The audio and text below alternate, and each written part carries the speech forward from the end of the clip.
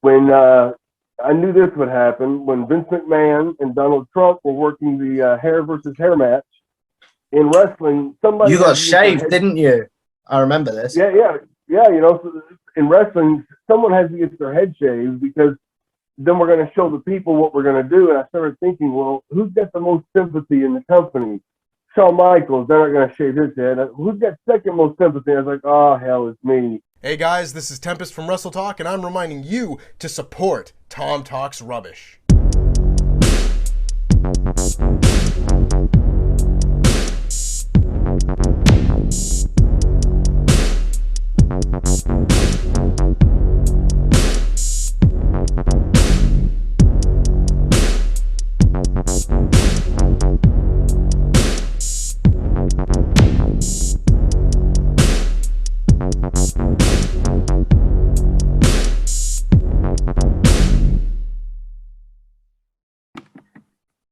What's going on, guys? It's your boy, Tom Talks Rubbish, and stand back with my 100th interview for Tom Talks Rubbish. And this time, I'm joined by Eugene from formerly Nick Dinsmore, formerly known as Eugene in the WWF. So welcome to the show.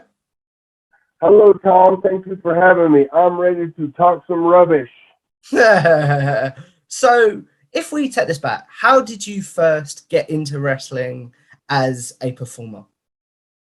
I went to high school, and at high school, I told everyone I wanted to be a pro wrestler. And one day, a girl that was a couple grades younger than me came up to me and she said, my dad has a pro wrestling school in the town that I lived in, which was the Nightmare Danny Davis. So when I was 19, I enrolled at the Danny Davis School of Professional Wrestling, and just I put my heart into it, and I worked out hard, I trained, I took my vitamins, good things happened. Fair enough. So, were you aware of Nightmare Danny Davis at this time? Did you know who he was?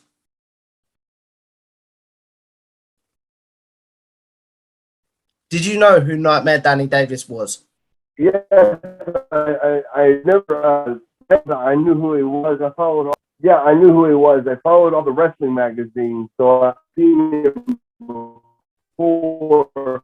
But I did not know that he lived in Jeffersonville, Indiana. Okay. So, did you want to, with getting into the wrestling business, did you have any concerns that maybe you weren't going to make it?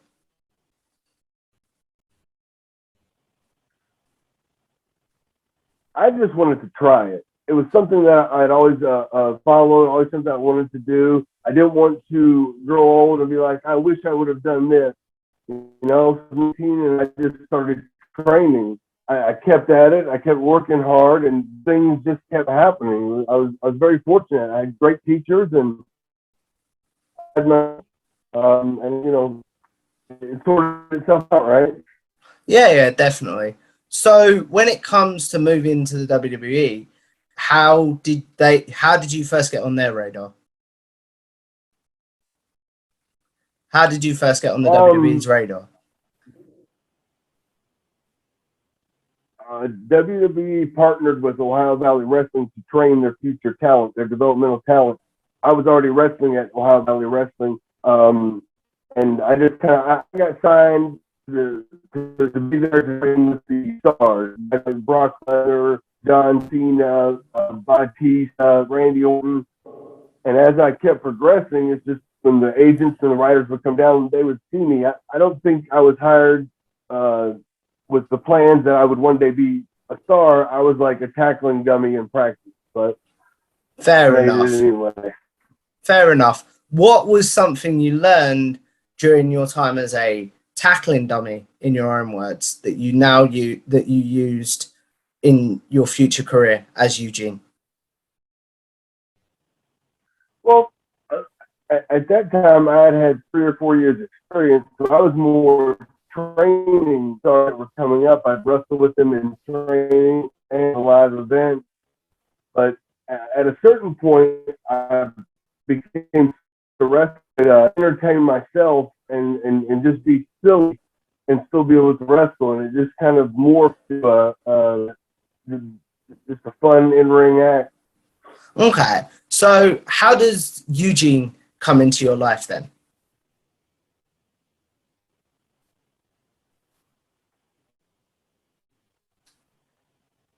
of my trainers is Rogers. His son has autism, and Rip gave me the idea, what about a character that might not be very social in the locker room, might not be able to tie his laces correctly, but whenever he gets in the ring, he can do wrestling flawlessly because he's watched it his whole life. He's the Rain Man, idiot savant of wrestling. Okay. So you pitched this to Vince McMahon, what was his initial reaction? I think that he thought that it wouldn't work.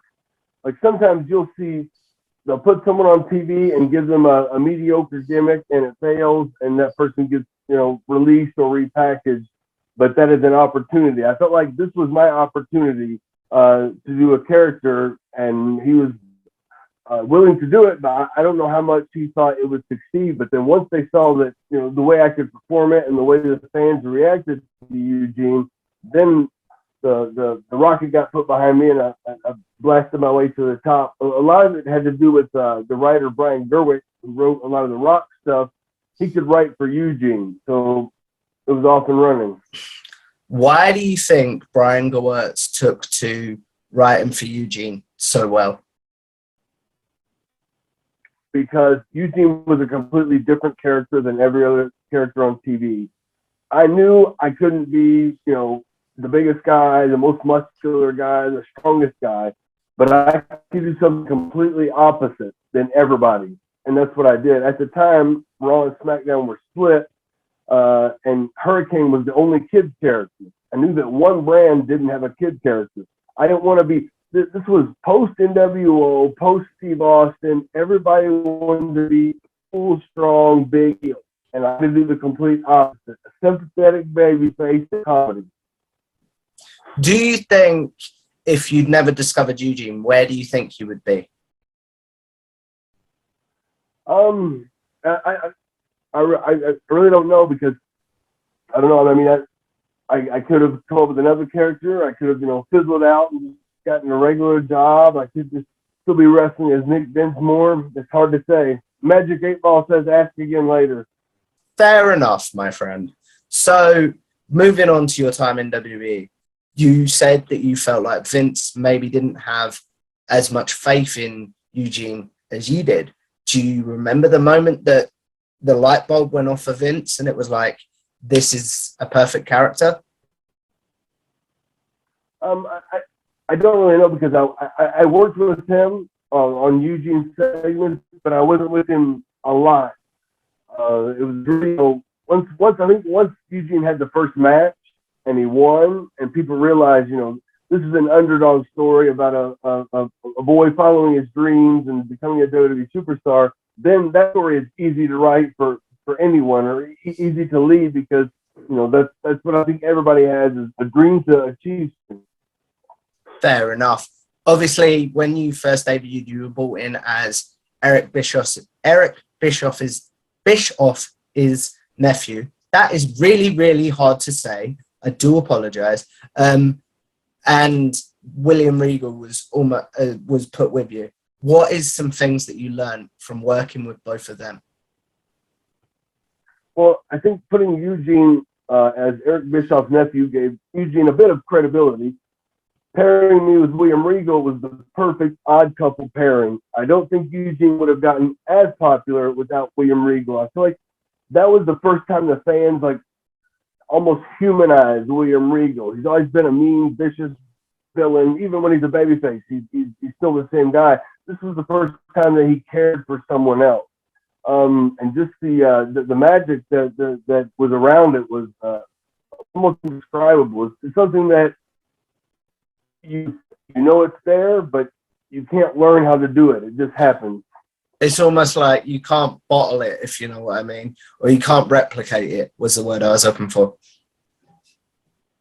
So that happens sometimes. I don't know if you saw that Jim Carrey documentary on Netflix where he talks about being Andy Kaufman. Yeah. He said at the time when he was Andy Kaufman, he was 100%. That was him. And then after they finished the movie, they wanted him to do a music video, and he said, "I can't do it." He goes, "It's not there anymore. The magic's gone."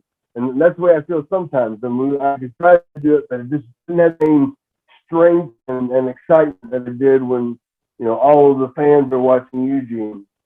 Is that why we've really never seen you make a long-term comeback? Because you're not sure if you can be that character anymore? Oh, no, I think that's all politics.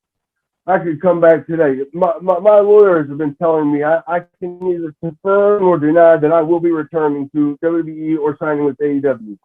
Fair enough. So what was because from interviews that I've watched today to do research, you kept the kayfabe up even when riding around, and if you'd see fans around.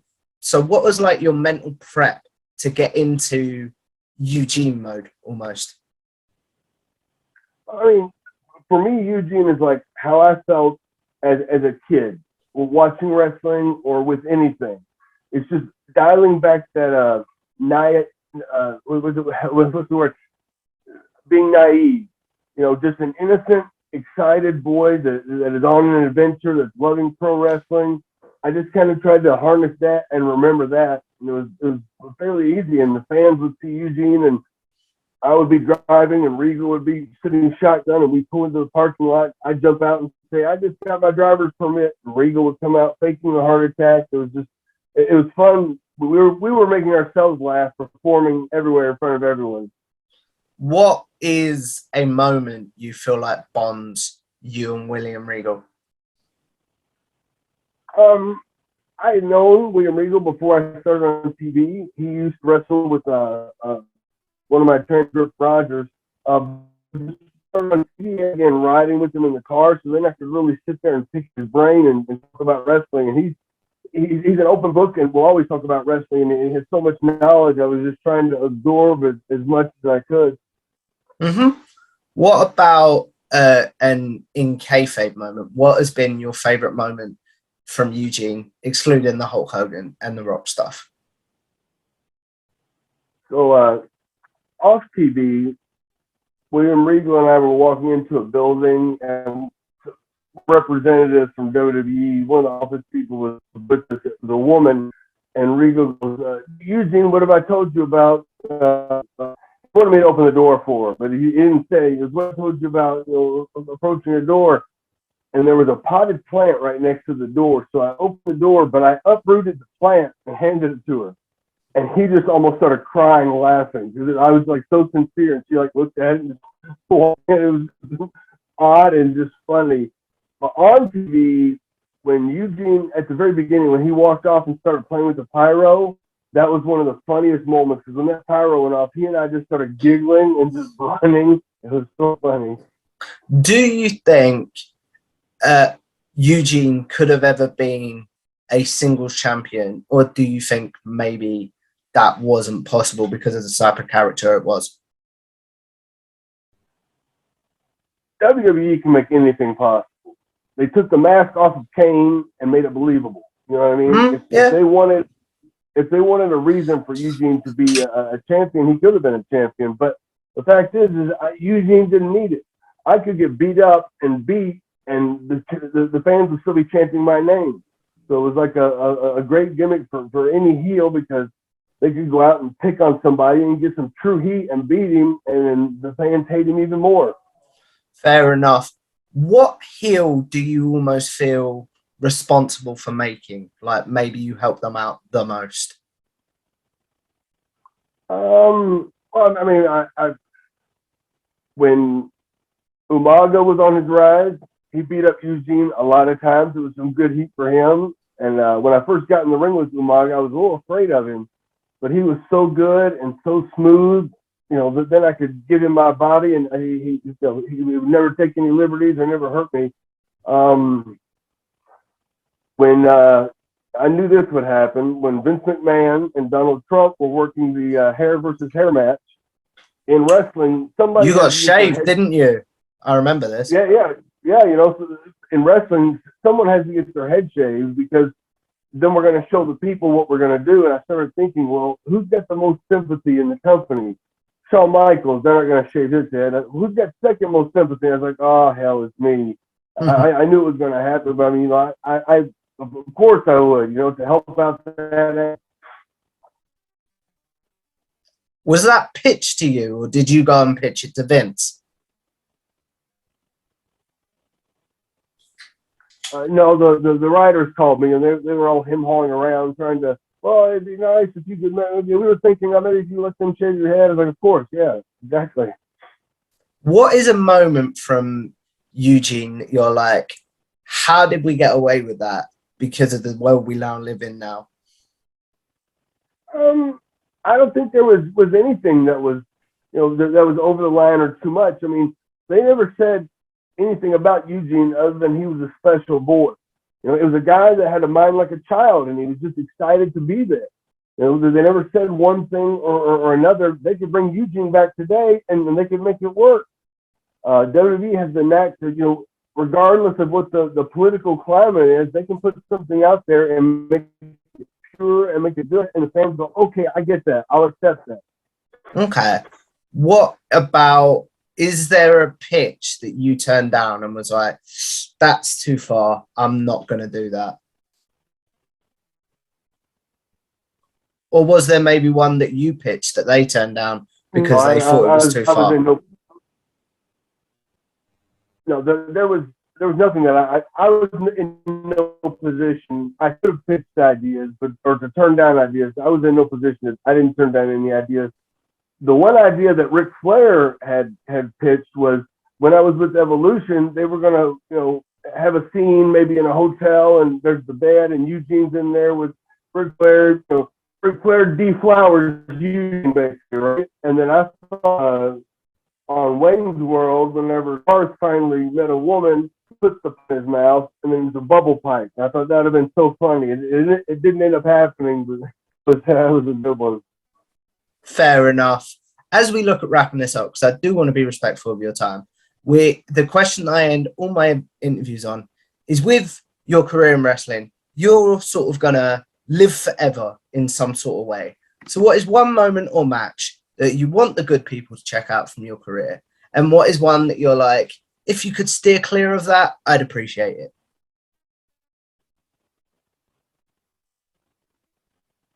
I've got a whole bunch of this. I've got a lot of them on my YouTube page, the Nick Dinsmore YouTube channel. On WWE, I mean, in the ring with The Rock, in the ring with Hogan, I pinned Vince McMahon. Things that I wish they might not watch is that time Viscera humped me in the middle of the ring, but I guess that's so entertaining. Fair enough. So as we wrap this up, where can the good people find you and your content?